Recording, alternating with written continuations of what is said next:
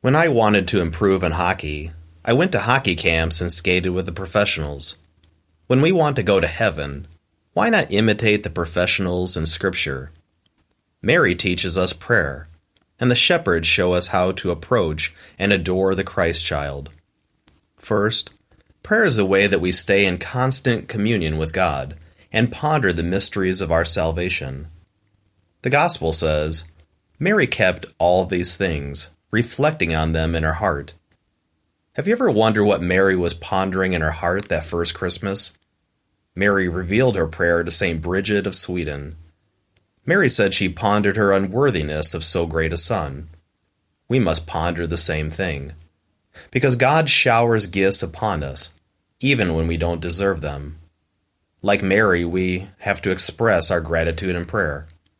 Next, Mary told St. Bridget that she gazed upon her baby's hands and feet, where the nails would be driven.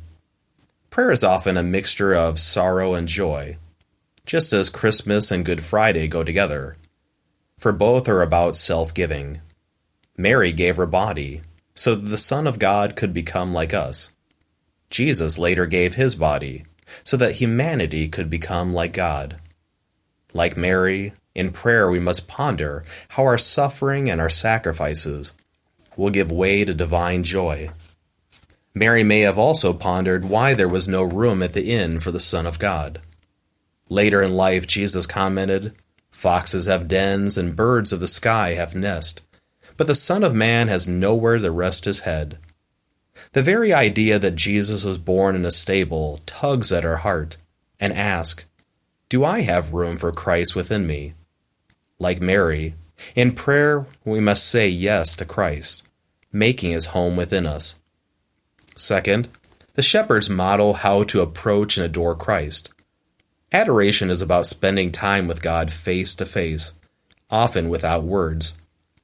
St. Francis of de Sales said, "Between lovers the eyes speak more eloquently than the tongue." When we think of Jesus as an adult, or after his victorious resurrection, we might be a bit overwhelmed at what to say or how to act in his presence. This is not a problem when we picture Jesus as a baby at Christmas. It wasn't what the shepherds said to the baby Jesus, but the fact that they came and beheld him with great joy and love. In our scientific world, we try to analyze objects in order to figure them out. But God cannot be analyzed, only adored. Pope Francis said, God cannot be reduced to an object. He makes himself known and perceived in an interpersonal relationship. This is why God came as a tiny baby. We don't try to figure out babies. We enjoy their presence and their beauty. The same goes for God. God is a mystery, not to be solved, but to be experienced through prayer and our communion with him in the Eucharist. In adoring the Christ child, we discover the human face of God and the divine face of man, says St. John Paul II.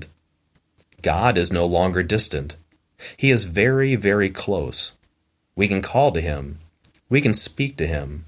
We can behold his face as he lays in a crib, waiting for us to come as he waited for the shepherds and later the Magi who followed the star. The Star of Bethlehem begs the question, do we still have the desire to be enlightened by Christ? The shepherds did, for they went in haste to greet Christ. To go in haste means that God is the organizing principle of our life. He must be number one, or we risk drifting from one false idol to another. Idolatry, by definition, is anything that we put ahead of God. Sports, power, money, pleasure, material goods, honor, etc.